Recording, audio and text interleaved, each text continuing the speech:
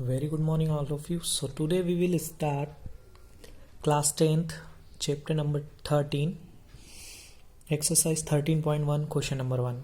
In question number 1, we have discussed two cube each of volume 64 centimeter cube are joined end to end. Find the surface area of the resulting cuboid.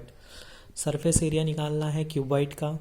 फार्मूले आपको 9th class में मैंने करवा दिए थे, आप उसे right कर लीजिए फिर से दोबारा, या तो फिर आपके बुक के एक्सरसाइज के जो 13 चैप्टर है उसके लास्ट में भी आपको फार्मूले दिए हैं, आप वहाँ से राइट कर सकते हैं, बुक में भी दिए होंगे. तो क्यूबॉइड का, क्यूब का, सिलेंडर का, सभी के फार्मूले आपको राइट करना है. तो चलिए इस क्वेश्चन को स्टार्ट करते हैं. यहाँ पर दो क्यूब आपस में जुड़े हुए हैं जिनका वॉल्यूम दिया हुआ है 64. ठीक है, आपको क्या निकालना है? Surface area. और सरफेस एरिया निकालने के लिए आपको लेंथ, ब्रीथ और हाइट की ज़रूरत पड़ेगी. अब आप सोचेंगे कि क्यूब में लेंथ, ब्रीथ और हाइट की क्या ज़रूरत है. तो यहाँ पर उसने बोला है टू क्यूब्स आर जॉइंड. जब दो क्यूब आपस में जुड़ते हैं तो वो क्यूबॉइड बनाते हैं. जैसा कि यहाँ डायग्राम में आप देख रहे हैं, दो क्यूब आपस में जुड़े हुए हैं और क्यूबॉइड में बदल गए हैं. चलिए स्टार्ट करते हैं. जो चीज़ दी है वहीं से हम लेते हैं. वॉल्यूम ऑफ क्यूब दिया है 64 सेंटीमीटर. हम साइड निकाल लेते हैं. Volume of cube is equal to side multiply side. 64 cube किसका क्यूब होता है? 4 का. तो साइड आ गई हमारी 4 सेंटीमीटर.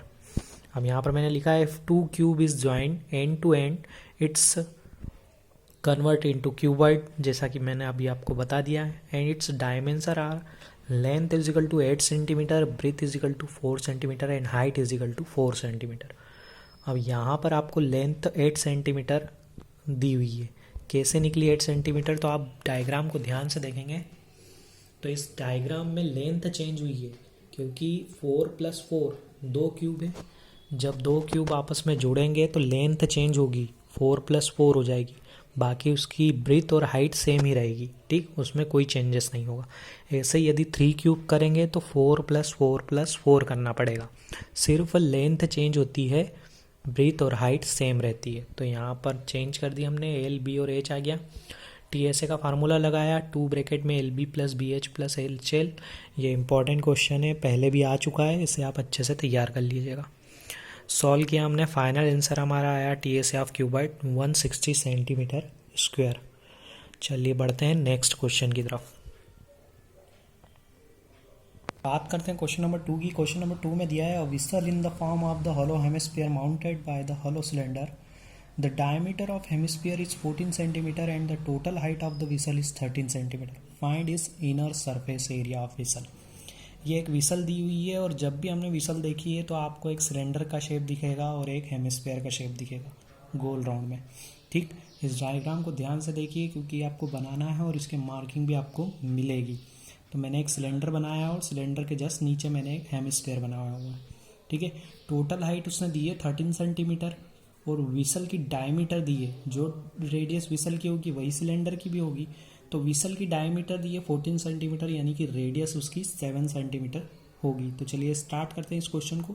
CSA निकालना है तो दोनों के जो CSA को प्लस करना पड़ेगा हमें, इनर सरफेस एरिया को, वही हमारा आंसर होगा. तो स्टार्ट करते हैं क्वेश्चन. सबसे पहले बात करते हैं गिवन की. गिवन में हमने लिखा the diameter of hemisphere is 14 centimetre. दिख रहा है आपको? So radius is equal to 14 divide by 2 7 centimetre. Now total height diagram की दी थी 13 सेंटीमीटर और हेमिस्फीयर की जो हाइट है 7 सेंटीमीटर है. अब आप पूछेंगे कि ये 7 सेंटीमीटर हाइट कहाँ से आई, क्वेश्चन में तो दी नहीं थी.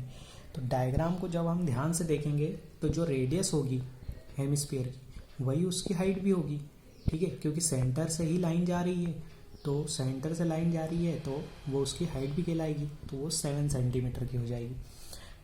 तो जब हेमिस्फीयर की हाइट 7 सेंटीमीटर हुई तो सिलेंडर की हाइट कितनी होगी?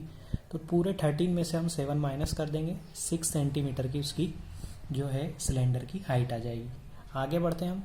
फाइनल जो हमारा फार्मूला होगा, इनर सरफेस एरिया निकालने का बोला है तो दोनों का CSA हम निकाल के प्लस कर देंगे. तो CSA of cylinder plus CSA of hemisphere 2πRS plus 2πr². ठीक, या तो आप कॉमन भी ले सकते हैं 2πr, या फिर इस तरीके से जो मैंने सॉल्व किया है वैसे भी आप सॉल्व कर सकते हैं फेयर कॉपी में. वैल्यू पुट कर दी मैंने. रेडियस तो दोनों की सेम रहेगी, H हाइट 6 सेंटीमीटर डालना पड़ेगी। सॉल्व किया मैंने क्वेश्चन को और मेरा फाइनल आंसर निकला 572 सेंटीमीटर स्क्वायर। ठीक, आई होप आपको ये क्वेश्चन समझ में आ गया होगा। 13 चैप्टर मोस्ट इंपॉर्टेंट चैप्टर है, अधिकतर क्वेश्चन इस चैप्टर में से आते हैं और ये हम पिछले साल भी कर चुके हैं surface area and volume class 9th में, तो आपको अच्छे से समझ में आएगा।